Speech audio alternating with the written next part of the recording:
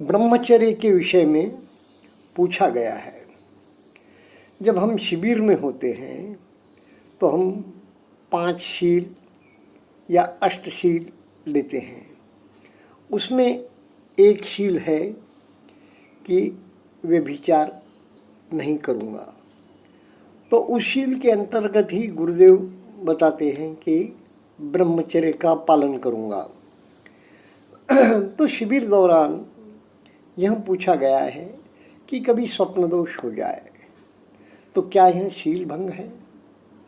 तो इसमें बात यह है कि आप सो गए हैं और उसमें क्या हो जाता है, गहरी नींद में जागृत मन सो गया, तो अब अवचेतन मन का जो भी हमारे अनंत जन्मों का संग्रह है वहाँ हावी हो जाता है।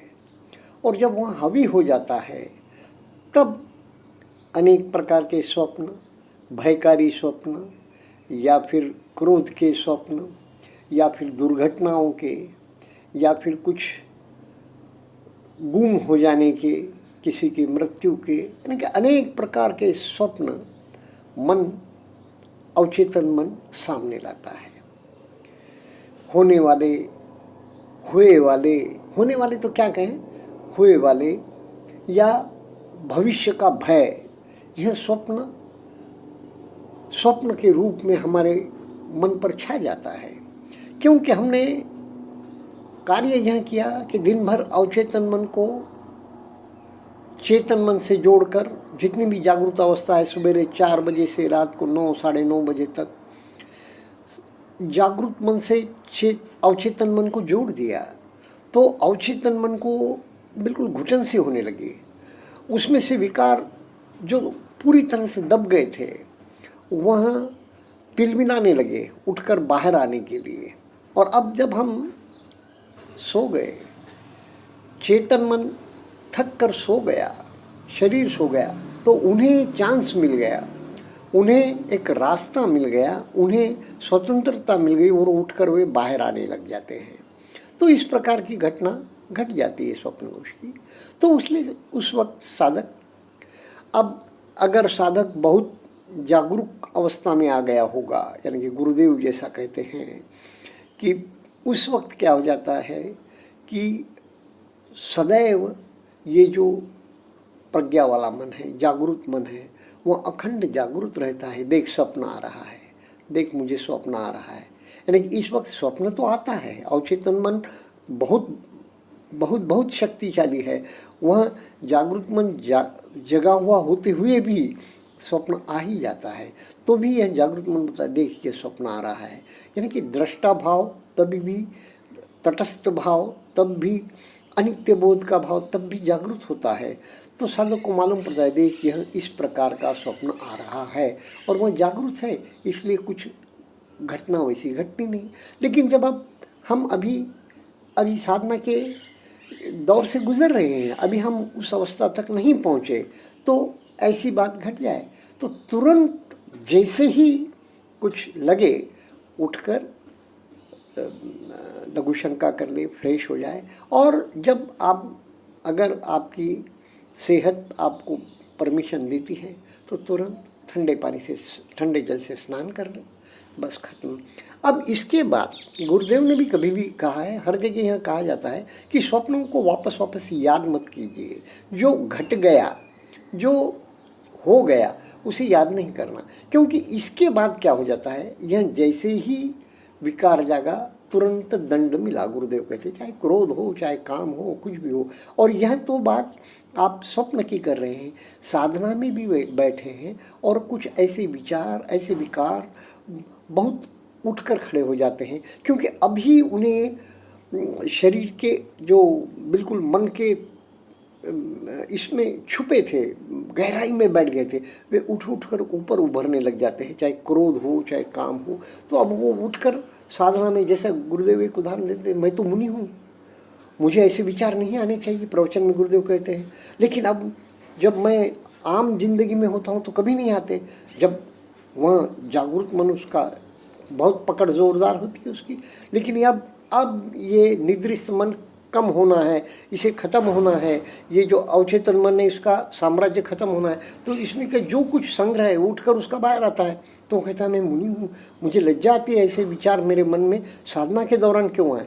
तो यह विकार उठ कर आते हैं, तो उससे घबराना नहीं चाहिए। लेकिन दंड क्या मिलता है, दंड क्या है, मन की जो है सो मनहीन भावना में जाता है, मन डिप्रेशन टाइप चले जाता है, या मन की एकाग्रता छिन्न भिन्न हो जाती है।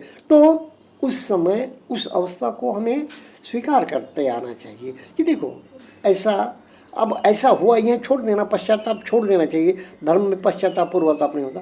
तो अब अभी मेरी एकाग्रता छिन्न भिन्न है, फिर से आनापान में लग जाओ, फिर से सांसों पर काम करने लगो और एकाग्रता को प्राप्त कर लो और उस चीज़ को भूल जाओ। जो हो गया सो हो गया, इससे आपका कोई शील भंग नहीं हुआ, आपने कोई शील भंग नहीं किया। उस कारण भी मन में हीन भाव न आने पाए, उस कारण भी विषाद योग में आप न चले जाए। तो इस प्रकार आपको बाहर आना है। ऐसे ही क्या होता है मालूम है क्या, मैं इसीलिए कहता हूँ ना, क्रोध भी आता है साधना में बैठे हैं जब भी आता है, या रात को जब सो गए निद्रा में भी भय या क्रोध सताता है। क्या हो रहा है कि हमने एक बंद घर का हिस्सा था, सारा कुछ बंद था, हम घर का 10% हिस्सा ही इस्तेमाल कर रहे थे या उससे भी कम। अब जो बंद घर के जो हिस्से थे उनमें जाले लगे हैं, उनमें गंदगी है, उनमें धूल है, उनमें कचरा है, उनमें ना जाने कौन कौन से श्वापद भी घुस बैठे हैं, उन्होंने अपना घर बना लिया। इसे हम क्लीन करने निकले हैं। अब क्लीन कर रहे हैं, झाड़ू लगा रहे हैं। पहले झाड़ू लगाएंगे तो बड़े बड़ी चीज़ें, कचरा एक जगह आते जाएगा। और जैसे ही एक जगह कचरा आएगा और अगर कोई दरवाज़ा खुला है बड़ा, उस ओर हम उस कचरे को ले जा रहे हैं और उधर से ज़ोर से हवा आ गई, सारा कचरा सारे घर में फिर से कहाँ न जाने कहाँ चले जाएगा। जो क्लीन एरिया था वहाँ भी चले जाएगा। यह सामने का दरवाज़ा या सामने की जो आंधी आ रही है ना, हम वो भूतनाथ पिक्चर में भी देखते हैं कैसा वो झाड़ू लगाते रहता है और उधर से पूरा आकर अंदर चले जाते हैं पत्ते। तो इस प्रकार वो पत्ते अंदर न जाए, इसीलिए तो मैत्री की साधना बताई है गुरुदेव ने। इसीलिए तो हमें तटस्थ भाव भी जागृत करना चाहिए। मैत्री की भावना से मरहम पट्टी हो जाती है, या ये जो कचरा है ना, हम इमीडिएट उठा के एक आधे पात्र में डाल के बाहर फेंक देते हैं, डस्टबिन में डाल के। यह काम मैत्री की साधना कर देती है। मैत्री की साधना उस कचरे का योग्य तरह से जो रिसाइकलिंग यानी कि उसका रूपांतरण मैत्री में कर देती है, दया में कर देती है, करुणा में कर देती है। अनंत मैत्री, अनंत करुणा, अनंत मुदिता। नहीं तो क्या होगा, इस प्रकार का क्रोध का कचरा, इस प्रकार का काम का कचरा जो हमने अब साधना के द्वारा ऊपर आ गया है, शरीर के ऊपर आ गया है, एक्सप्रेशन के लेवल पे आ गया, तो फिर उसका बहुत भयंकर भी असर होता है अगर योग्य प्रकार से हमने मार्गदर्शन नहीं लिया और उसे हमें मैत्री में रूपांतरित नहीं, अनंत मैत्री, अनंत करुणा, ब्रह्म विहार में रूपांतरित नहीं किया, तो फिर साधक भटकने की संभावना होती है। इसलिए गुरुदेव का जो मार्गदर्शन है, प्रवचन है कि भाई आप 1 घंटे की साधना के बाद मैत्री की साधना अवश्य कीजिए। मैत्री की साधना करने के कारण इस प्रकार का रिसाइकलिंग हो जाएगा, आपके ऊर्जा का रूपांतरण हो जाएगा। तो इसलिए हमने वह साधना करनी चाहिए। और जो भी साधक इस ऐसे दौर से गुजर रहे हैं, अवसाद के समझो या क्रोध से समझो या किसी प्रकार के मानसिक असंतुलन से, उन्होंने आनापान की साधना करके मैत्री की साधना ज़्यादा से ज़्यादा करनी चाहिए। और इस तटस्थ भाव में, इस दृष्टा भाव में, इस स्थितप्रज्ञ भाव में स्थिर होना चाहिए कि देख मुझे क्रोध आ रहा है, मुझे काम विकार आ रहा है, मुझे और अन्य कोई भय सता रहा है, बस उसे देखना आना चाहिए। समता बहुत आवश्यक है, समता अनिवार्य है। इससे जो रूपांतरण होता है ऊर्जाओं का, वह बिल्कुल आश्चर्यकारक ढंग से होता है और आदमी का स्वभाव, आदमी के सारे विकार जो है सो धीरे धीरे तिरोहित होने लगते हैं। तो बहुत आवश्यक है यह 2 चीज़ों में हमने स्थिर होना। तीसरी बात आती है कि गुरुदेव के प्रवचन चलते हैं, गुरुदेव कैसे मैत्री देते हैं, प्रवचन के अंतिम शब्द में कैसे जी भर के आशीर्वाद देते हैं, या तो हमारे माँ बाप ने हमें ऐसे आशीर्वाद, माँ ने और पिता ने ऐसे आशीर्वाद दिए होंगे दिल में से, उन्हें शब्द शायद आते न हो, पर दिल में से ऐसे आशीर्वाद दिए होंगे, या फिर गुरुदेव कैसे आशीर्वाद देते हैं हमें कि प्रवचन समाप्त होता है जब, या अंतिम ये मैत्री चलती है जब, कि भाई यहाँ जो जो तप करने आए हैं उनके सारे दुखड़े दूर हो, उन्हें यानी कि उनका कल्याण हो, उनका जो है सो सारे दुख दूर हो, तब हमने कैसे विनीत भाव से हाथ जोड़कर बैठना चाहिए।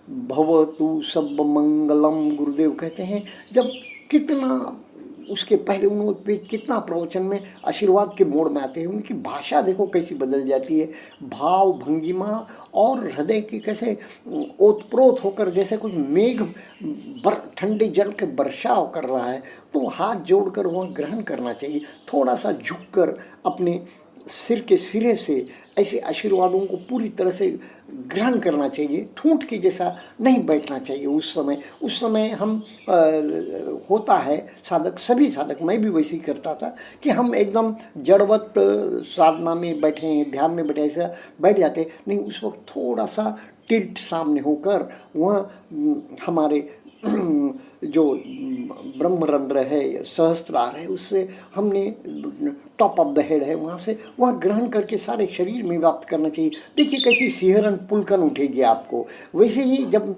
गुरुदेव हमें आनापान देते हैं या विपश्यना देते हैं, उस वक्त जब वो कहते हैं ना कि मैं मेरे दादा गुरु से, यानी कि हमारे, उनसे यह जो लिया हूँ, देऊँ धर्म का दान, जब हाथ जोड़कर विनीत भाव से बैठना चाहिए। उस सिर्फ 2-3 लाइन होती हैं, जब 4-5 लाइन जब हम यानी कि आनापान के समय हम पूरी तरह सरेंडर करते हैं। जब वो जो कहते हैं ना, जब सावला जी हमें कहते थे कि ओपनिंग उनका जो चलता था कोर्स, ओपनिंग के वक्त जो वे इनपुट देते थे, जब कहते थे विनीत भाव से हाथ जोड़िए और हाथ जोड़कर ग्रहण कीजिए, और फिर बाद में जब साधना शुरू वहाँ, तब तो आपको विधिवत ढंग से आनापान पे, सांसों पर ध्यान लगाना है, और विपश्यना में ध्यान लगाना है। लेकिन जब ग्रहण वो जब दे रहे हैं 1-2-4 वाक्यों में, तब हमें कह रहे हैं उन्होंने वे वैसा देऊँ धर्म का दान, जब हमने हाथ जोड़ना चाहिए ताकि हम रिसीविंग मोड में आ जाए। सारे भाव भंगिमा, बॉडी लैंग्वेज। अब प्रवचन में भी लोग ना इधर उधर पैर फैला के जैसे सोचते हैं कि प्रवचन यानी कि हमें स्वतंत्रता दी, ये कैसे बैठ सके, वैसा नहीं। देखिए गुरुदेव कैसे बैठते हैं हमारे सामने, गुरुदेव हमारे ऐसे पालथी लगा कर बैठे हैं। नए साधकों को, पुराने साधकों को हम कहते हैं, नए साधकों को भाई सामने पैर मत फैलाओ, इधर उधर पैर बाजू में फैला सकते हो, नहीं, उस वक्त भी आप अपने शरीर को मर्यादित संयमित कीजिए। गुरुदेव का प्रवचन चल रहा है, मैं भी गुरुदेव संयम से, मेरे गुरुदेव संयम से बैठे, इतने बड़े ज्ञान देने वाले, तो मैं भी संयम से पूरी तरह बिल्कुल एकजुट होकर शरीर को बिल्कुल स्थिर करके रिसीव करूँगा। भले आंखें खोलो चाहे आंखें बंद रखो, लेकिन पूरी तरह से मैं संयमित रहूँगा। मैं पैर फैला के इधर उधर नहीं बैठूँगा, मेरे गुरुदेव साक्षात सामने बैठकर मुझे प्रवचन दे रहे। इस प्रकार की भावना से हमने जब भी बैठना चाहिए, पैर गिर फैला के, या स्वतंत्रता मिल गई। अब इतनी देर तो मैं बहुत बैठने की कोशिश किया हूँ अधिष्ठान में भी, अब मैं थोड़ा सा रिलैक्स होकर बैठता हूँ, बिल्कुल नहीं। गुरुदेव अगर बिल्कुल स्थिर और अच्छी तरह से बैठे हुए हैं, तो मैं तो उनके सामने